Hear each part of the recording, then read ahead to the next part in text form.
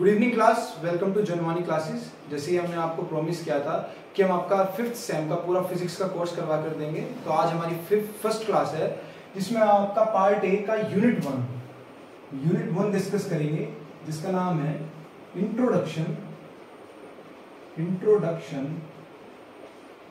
To classical mechanics.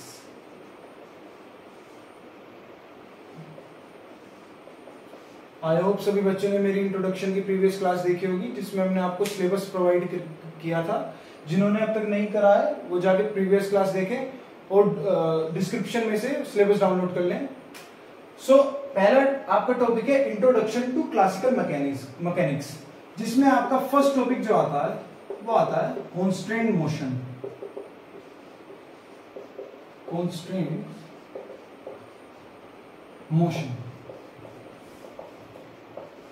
पहले हम समझते हैं व्हाट इज कांस्टेंट।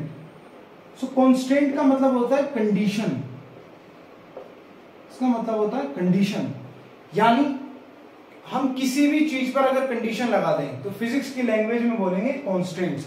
जैसे मान लो कि आपको घर वालों ने बोल दिया है कि आपको रोज सुबह 6 बजे उठना है और रात को 9 बजे सो जाना है, रोज 2 घंटे स्टडी करनी है।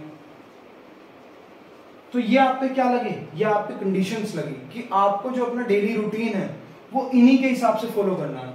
कुछ करो या ना करो, ये 3 कंडीशंस तो फॉलो होनी ही होनी चाहिए। तो इसी तरीके से फिजिक्स में कांस्टेंट मोशन में क्या होता है, जब हम किसी भी चार्ज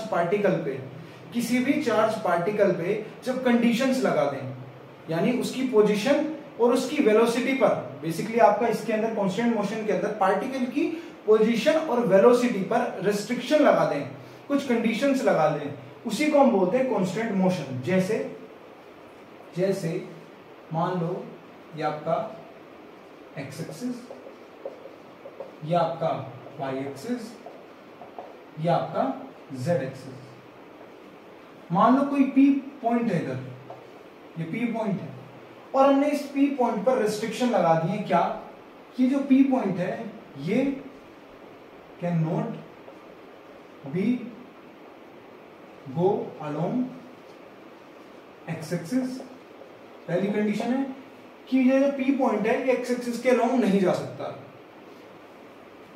दूसरी कंडीशन मान लो इस पी पॉइंट पर हम लगा रहे हैं कि जो इसकी वेलोसिटी है वो 3 मीटर पर सेकंड से ज्यादा नहीं हो सकती है, ठीक है।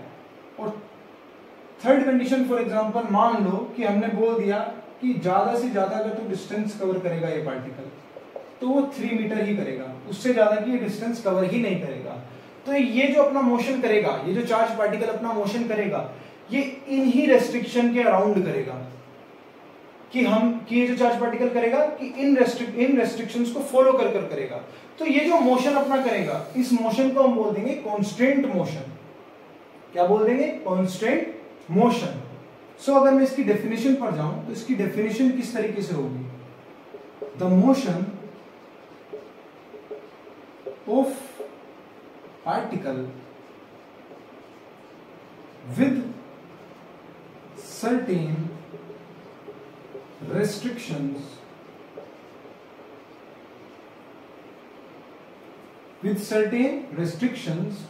on position and velocity। ठीक है बच्चों? तो बच्चों हम स्टार्ट करते हैं इसकी टाइप्स से। Types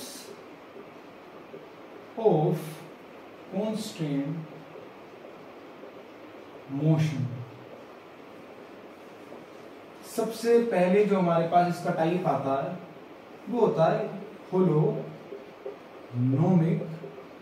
constant. अब बच्चों होलोनोमिक कांस्टेंट क्या होता है?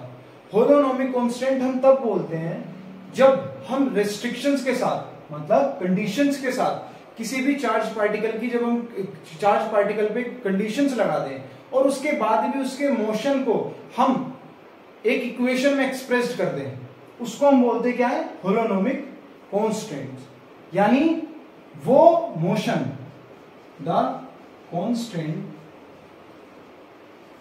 motion that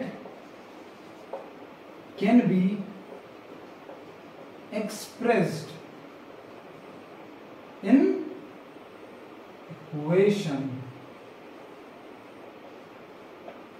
अब पॉइंट आया कि इक्वेशन में कैसे एक्सप्रेस कर सकते हैं, यानी जहां पर हम उसे वेरिएबल्स के साथ दिखा सकें, x, y, z, इन सब चीजों के साथ दिखा सकें, उसको हम बोलते हैं होलोनोमिक कांस्टेंट, यानी the constant motion that can be expressed in equation. अच्छा, इसकी सबसे बड़ी जो मेन पॉइंट आता है वो आता है कि it is independent of time, independent of time, यानी ये जो आपका होलोनोमिक कांस्टेंट होता है ये आपका टाइम पे डिपेंड नहीं करता है। होलोनोमिक कांस्टेंट मोशन जो आपका होता है वो आपका टाइम पे डिपेंड नहीं करता। अच्छा, जैसे मान लो ये एक सर्किल है, रेडियस इसकी r है, और मान लो चार्ज पार्टिकल है p, चार्ज पार्टिकल का कोई भी एक पार्टिकल है p। सो ये p पार्टिकल जो है सर्किल के अराउंड रिवॉल्व कर रहा है।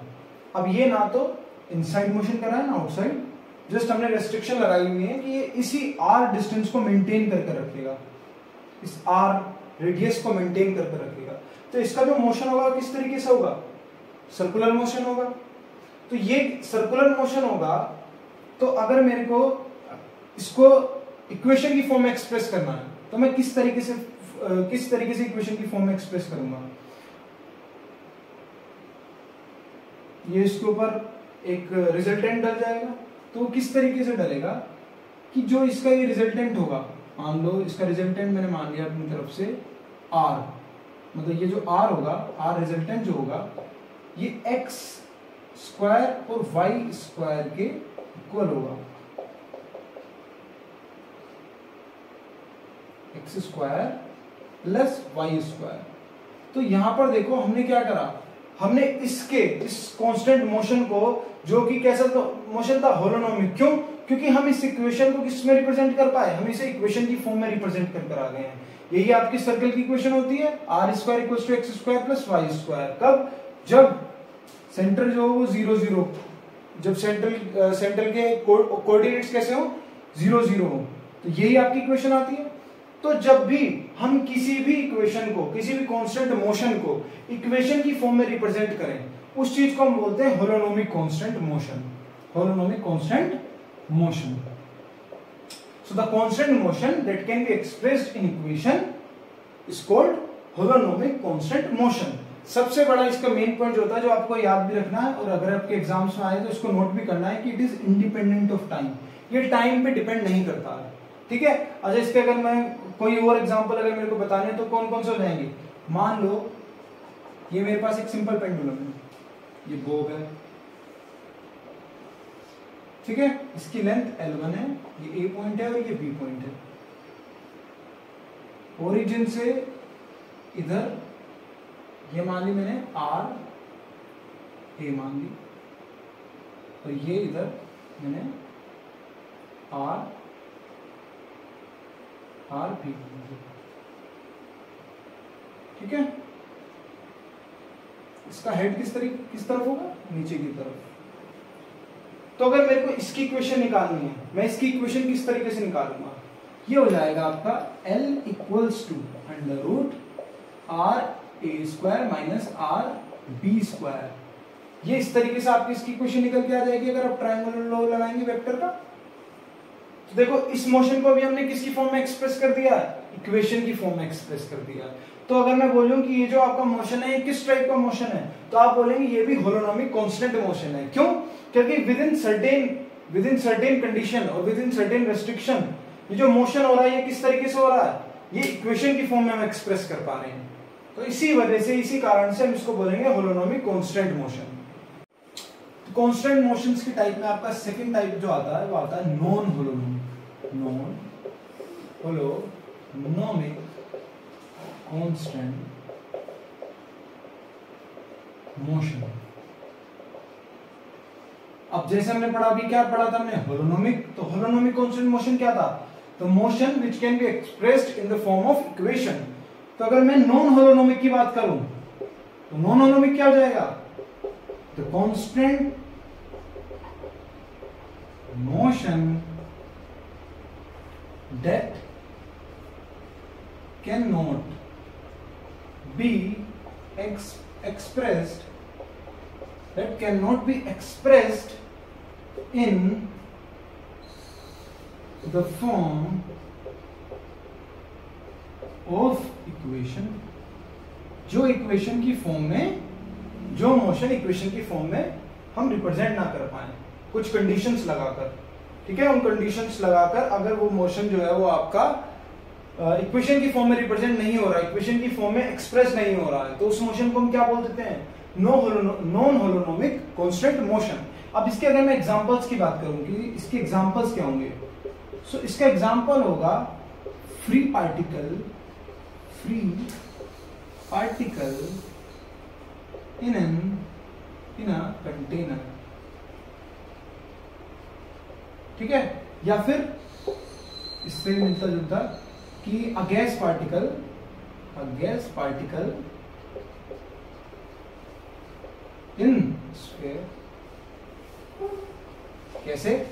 फॉर एग्जाम्पल ये मान लो, ये मेरे पास स्फीयर है, ये मेरे पास स्फीयर है और इस स्फीयर की रेडियस भी मान लो r है और ये कोई p पार्टिकल है यहाँ पे अंदर। इसमें रेस्ट्रिक्शंस हमने क्या लगाई है कि इस रेडियस से ज्यादा नहीं होगा। ये जो इसकी मान लो डिस्टेंस जो होगी, मान लो ये d डिस्टेंस मान ली हमने, इसकी d डिस्टेंस है, तो कंडीशन ये होगी कि ये जो d डिस्टेंस है ये स्मॉलर देन होगी r से। अच्छा, स्मॉलर देन भी होगी और यहां तक तो जा ही सकता है। कंडीशन क्या है कि इससे एक्स्ट्रा ना हो, तो इसके इक्वल्स टू भी हो सकता है। सो अगर मान लो फ्री पार्टिकल होता है, गैस पार्टिकल होता है किसी भी स्फीयर के अंदर, तो कैसे होगा? तो आज यहाँ पर अभी थोड़ी देर के लिए यहाँ पे, थोड़ी देर बाद वो कहीं इधर आ जाएगा, थोड़ी और देर बाद वो इधर आ जाएगा, तो इक्वेशन फाइंड करना काफी डिफिकल्ट हो जाएगा। तो ये किस टाइप का मोशन होगा? ये आपका नॉन होलोनोमिक कांस्टेंट मोशन होगा। रीजन क्या है? रीजन बिल्कुल इसका सिंपल है कि इस मोशन को हम एक्सप्रेस नहीं कर सकते किसकी फॉर्म में? इक्वेशन की फॉर्म में। इसी वजह से हम इसको क्या बोल देंगे? Non holonomic constant motion. अब हम चलते हैं हमारे थर्ड टाइप की तरफ। तो बच्चों आपका जो थर्ड टाइप है उसका नाम है rheonomic constant motion.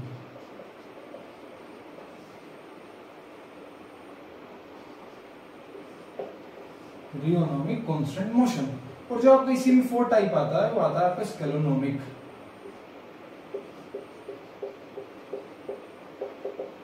Constant motion. तो अगर मैं बात करूं आपके रियोनोमिक कांस्टेंट मोशन की, तो रियोनोमिक कांस्टेंट मोशन आपको बहुत ही सिंपल कांस्टेंट मोशन है कि मान लो कोई भी ऐसा मोशन है, कोई भी हो सकता है वो ऐसा मोशन जिसमें हमने कंडीशन लगा दी है, वो टाइम पे डिपेंड कर रहा है। किस पे डिपेंड कर रहा है? टाइम पे। So the constant motion which depends on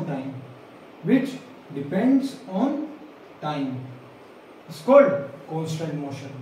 और अगर कोई भी मोशन डिपेंड नहीं कर रहा है टाइम पे, यानी independent of time,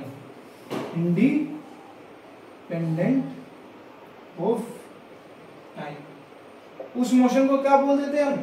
स्केलोनोमिक constant motion. अगर मोशन डिपेंड कर रहा है टाइम पे, मतलब यानी जो भी इसकी इक्वेशन आ रही है, अगर उसमें कहीं ना कहीं पर भी अगर टाइम का इंटरवल आ रहा है, तो उसको हम क्या बोल देंगे कि वो मोशन जो है वो किस पे डिपेंड करता है? टाइम पे डिपेंड करता है। ठीक है। जैसे आपका अगर मैं बात करूं साइन के और कोस के मोशन के बारे में, तो वो किस पे डिपेंड करते हैं? वो टाइम पे डिपेंड करते हैं। ठीक है। और स्केलोनोमिक कांस्टेंट मोशन आपके वो मोशन होते हैं जो टाइम पे डिपेंड नहीं करते हैं। तो इसमें आपका नेक्स्ट टॉपिक आता है degree of freedom. Degree of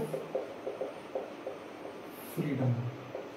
तो डिग्री ऑफ फ्रीडम क्या होता है कांस्टेंट मोशन के अंदर?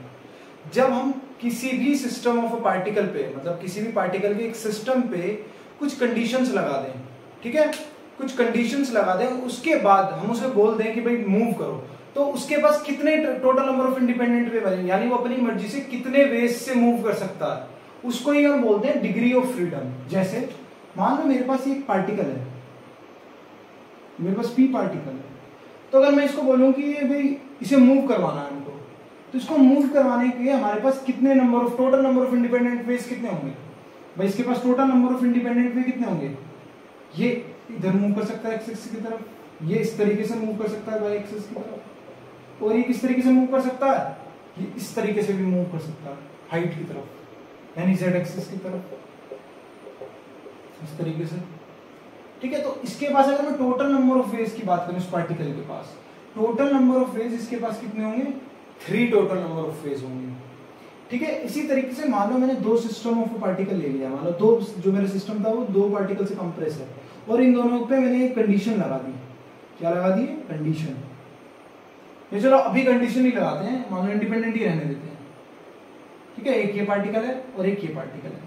अब इन दोनों पार्टिकल्स के पास टोटल नंबर ऑफ वेज कितने होंगे, total number of independent ways कितने होंगे भाई, इसके पास अपने 3 वेज होंगे एक्स वाई जेड की तरफ, इसके पास भी अपने 3 वेज होंगे एक्स वाई जेड की तरफ, तो टोटल मेरे पास कितने आ जाएंगे, 6 वेज आ जाएंगे, यानी 3 × 2।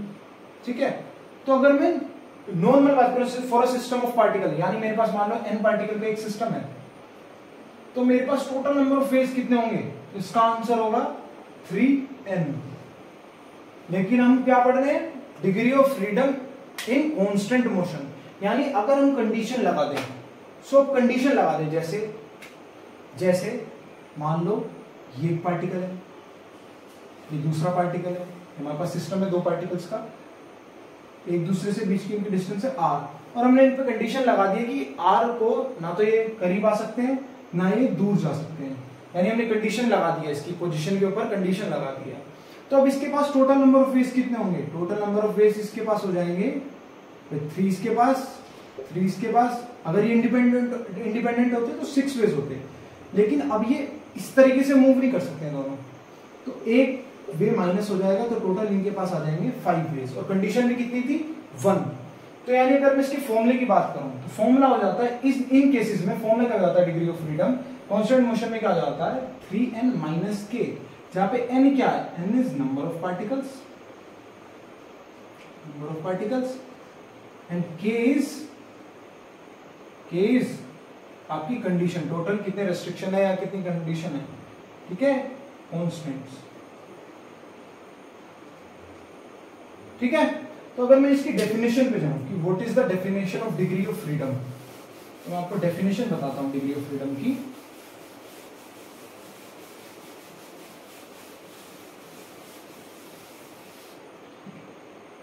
डेफिनेशन इसकी कुछ इस तरीके से होगी, the total number of independent ways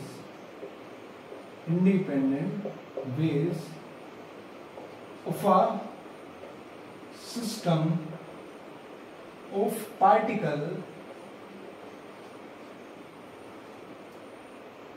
a system of particle with certain restrictions, यानी कुछ सर्टेन रिस्ट्रिक्शन के साथ independent total number of independent ways क्या होंगे। इसका मैंने अभी आपको फॉर्मूला बताया भाई, डिग्री ऑफ फ्रीडम का फॉर्मूला क्या हो जाएगा 3n - k। n आपके पास क्या है, टोटल नंबर ऑफ पार्टिकल्स, तो k आपकी टोटल रेस्ट्रिक्शंस कितने हैं, रेस्ट्रिक्शंस कितने हैं। ठीक है बच्चों, तो कल फिर हमारी मुलाकात होगी, तब तक के लिए आप हमारे चैनल को सब्सक्राइब करें, लाइक करें। अगर आपको कोई भी डाउट आया हो इस टॉपिक से रिलेटेड तो कमेंट कर मुझे जरूर बताएं, आपको सॉल्यूशन प्रोवाइड किया जाएगा। Thank you.